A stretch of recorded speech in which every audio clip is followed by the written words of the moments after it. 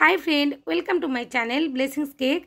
आज देखुन एकेबारे एक सिम्पल डिजाइनेर ऊपर रसमालाई केकेर सम्पूर्ण डेकोरेशनेर एक भिडियो निये एसेछि। आमार बिगिनार बंधुरा जारा नतून केक बानाच्छेन अनायासेई एई केकटा बानाते पारबेन। एई रकम डिजाइनेर केक एखाने आमि कोनो रकमेर रेसिपि देखाच्छि ना, रेसिपि अलरेडी चैनेले आमार देवाई आछे। आपनारा एकटु प्लिज समय करे देखबेन, आमि लिंक दिये देब डिसक्रिपशन बक्से। एखाने आमि केवलमात्र डेकोरेशनटाई দেখিয়ে দিচ্ছি। যে সমস্ত বন্ধুদের লেয়ার কাট করতে অসুবিধা হয় কেকের, তারা এই ভিডিওটা দেখলে অনায়াসে কেকের মধ্যে একটা লেয়ার কাট করতে পারবেন।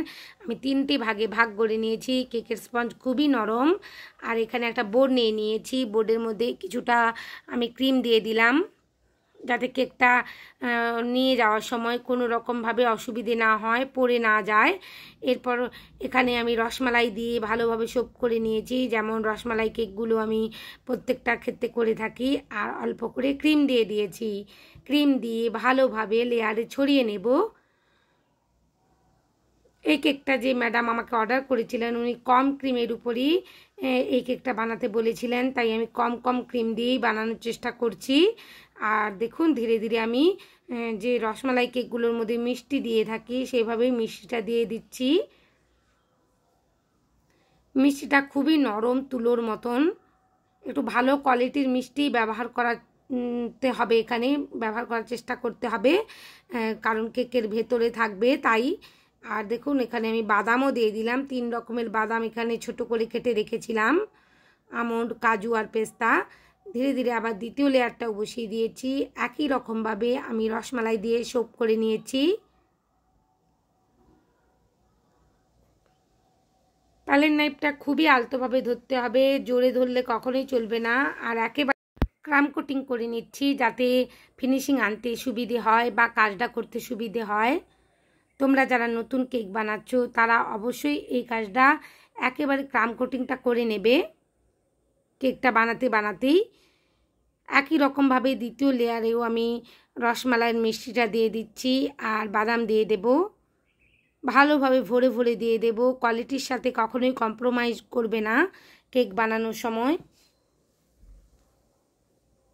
বাদামটাও ভরে ভরে দিয়ে দিয়েছি। একটু বাদামটা বড় মনে হচ্ছিল, একটু ভেঙে দিয়ে দিলাম চারিদিকে। এরপর তৃতীয় লেয়ারটাও আমি বসিয়ে দিয়েছি আর একই রকমভাবে আমি রসমালাই দিয়ে সোপ করে নেব। আর তোমাদের তো আমি বলেইছি রসমালাইটা আমি বাজার থেকে যতটা কিনে আনি সেটা কুলোবে না, আর সেজন্য 1 প্যাকেট ভালো ফুল ফ্যাট মিল্ক কিনে এনে গরম করে ভালোভাবে ফুটিয়ে নিতে হবে। ফুটিয়ে নিয়ে বাজারের আনা রসমালাইটা তার সাথে মিশিয়ে দিতে হবে। এভাবে মিশিয়ে দিয়ে একটু পরিমাণটা বেশি করে নিতে হবে, তাহলে কাজ করতে সুবিধে হবে। একটু রসমালাই কেকগুলো কস্টলি, কিন্তু এত সুন্দর টেস্ট হয় যেটা বলে বোঝানোর নয়। বাড়িতে অবশ্যই ডেলিভারি বা অর্ডার নেওয়ার আগে, ডেলিভারি দেওয়ার আগে বা অর্ডার নেওয়ার আগে যেভাবে দেখাচ্ছি বাড়িতে অবশ্যই একবার বানাবে আর খাবে, আর সব যা প্রিয়জনদের খাওয়াবে। সবাই দেখবে প্রশংসায় তোমার পঞ্চমুখ হবে। আর সত্যিই অসাধারণ হয় এই কেকের টেস্টটা।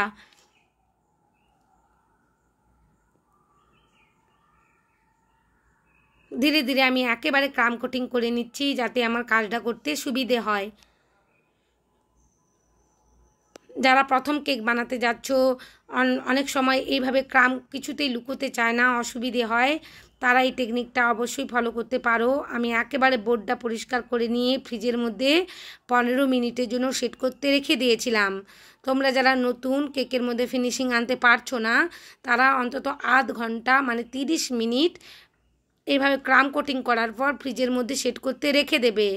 তার আগে বেরি করবে না, কেকটা ফ্রিজের মধ্যে রেখে দেবে। তারপর খুব ভালোভাবে যখন সেট হয়ে যাবে কেকটা, ক্রাম কোটিং হয়ে যাবে, তারপরেই ফিনিশিংটা করে নেবে। অল্প অল্প ক্রিম দিয়ে খুব সুন্দরভাবে ফিনিশিং করে নেবে।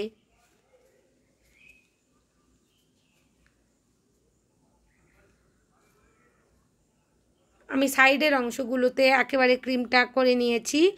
এরপর উপরের অংশে অল্প করে ক্রিম দেব, বেশি ক্রিম দেব না। বেশি করে ক্রিম দিলে যে নরম যে স্পঞ্জের একটা টেস্ট থাকে সেটাই চলে যায়, তাই যতটা সম্ভব কম ক্রিমের উপরই কাজ করা উচিত আমার মনে হয়, বা আমি করে থাকি। এরপর ধীরে ধীরে আরেকটু করে অল্প অল্প ক্রিম নিয়ে সাইডের অংশে ভালোভাবে আমি মসৃণ করে নেব।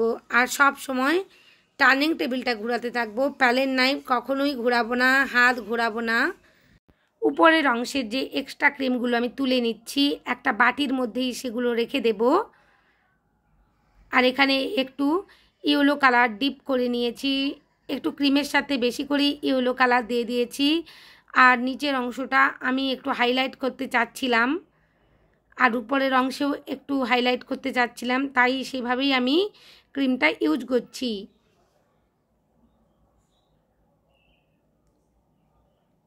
তোমরা তোমাদের মতন কালার দিয়ে এই ডিজাইনগুলো করতেই পারো, কোনো অসুবিধে নেই। এটা যেহেতু রসমালাই কেক ছিল তাই আমি ইয়েলোর উপরেই রাখতে চেয়েছি। একটু ধীরে ধীরে এক্সট্রা ক্রিমগুলো তুলে নিচ্ছি, মসৃণ করে নিচ্ছি একেবারে উপরের অংশটা।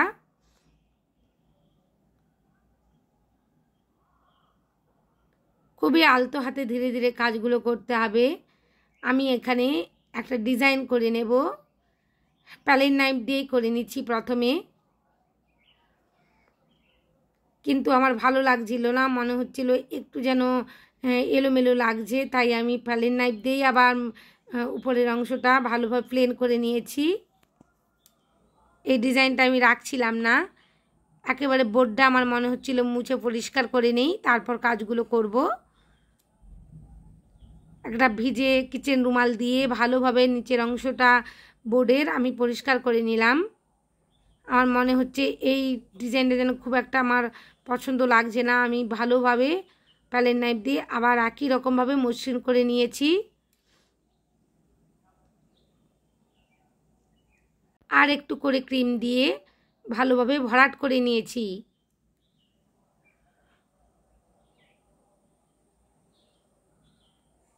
যখন নিজেরই মনে হবে যে পারফেক্ট হচ্ছে না, পারফেক্টনেস আসছে না কেকটার মধ্যে, কখনোই সেই ডিজাইনটা রাখবে না, যতটাই সময় লাগুক না কেন। এখানে ফ্লেক্সিবল যে স্ক্র্যাপারগুলো আমি ব্যবহার করে থাকি তারই মধ্যে ছোট ছোট কয়েকটা এরকম স্ক্র্যাপার ছিল, সেটা দিয়েই আমি খুব সুন্দরভাবে ডিজাইনটা করে নিয়েছি। এরপরের ডিজাইনটা আমার খুবই পছন্দ হয়েছে। প্যালেট নাইফ দিয়ে যে বানিয়েছিলাম আমার খুব একটা ভালো লাগছিল না। এরপর এখানে একটা 2D নোজেল নিয়ে নিয়েছি, ছোট্ট ছোট্ট করে এখানে রোজ ইট করে নিচ্ছি, ইয়েলো আর হোয়াইট কালারের কম্বিনেশানে করেছি। তোমরা অন্য কোনো যে কোনো কালার মিশিয়ে করতে পারো, কোনো অসুবিধে নেই। একেবারে সিম্পল একটা ডিজাইন। আমার এই কেকের ডিজাইনটা যদি তোমাদের ভালো লেগে থাকে বন্ধুরা, প্লিজ আমার চ্যানেলটা সাবস্ক্রাইব করবার অনুরোধ জানালাম। পাশে থাকা বেল আইকনটি ক্লিক করতে ভুলো না। আর লাইক শেয়ার কমেন্ট অবশ্যই করো, তোমাদের লাইক শেয়ার কমেন্ট আমাকে কাজ করতে আরও উৎসাহিত করে। আমার কাছে দুটো চকলেট ছিল, সেটাও বসিয়ে দিয়েছি, আর সাইড থেকে একটু বাদাম ছড়িয়ে দিয়েছি। আর আমার কাছে একটু হোয়াইট চকলেট গানাশ ছিল, ইয়েলো কালার মিশিয়ে আমি কিছুটা অংশ ড্রিপিং করে দিচ্ছি। যে দিকটা কোনো রকমের রোজিট করিনি সেই দিকটায় আমি একটু ড্রিপিং করে দিচ্ছি, যাতে কেকটা একটু হাইলাইট হয়, সেজন্যই।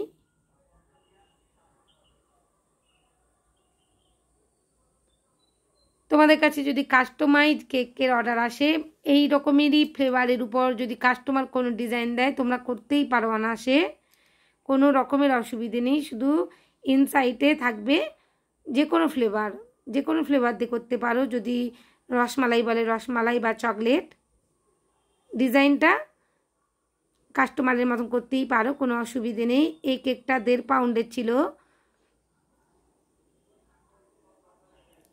ধীরে ধীরে আমার কাছে একটু স্প্রিঙ্কেল ছিল, আমি সেটা ছড়িয়ে দিচ্ছি। আর দামটা আমি আমার এলাকা ভিত্তিক নিয়েছি, তোমরা তোমাদের অনুযায়ী নিয়ে নিও। আমি 1 পাউন্ড রসমালাই কেকে 500 টাকা নিয়ে থাকি। এটা 1.5 পাউন্ড ওজনের কেক, মানে 750 টাকা দাম। এখানে উপরের অংশ থেকে একটু ফাঁকা মনে হচ্ছিল, তাই গানাশটা দিয়ে দিলাম। এইভাবে অবশ্যই বাড়িতে একটা কেক বানিও আর প্রিয় মানুষকে খুশি করে দিও। সবাই অনেক অনেক ভালো থেকো, অনেক কেক বানিও। অনেক ধন্যবাদ আমার ভিডিও দেখার জন্য। Thank you.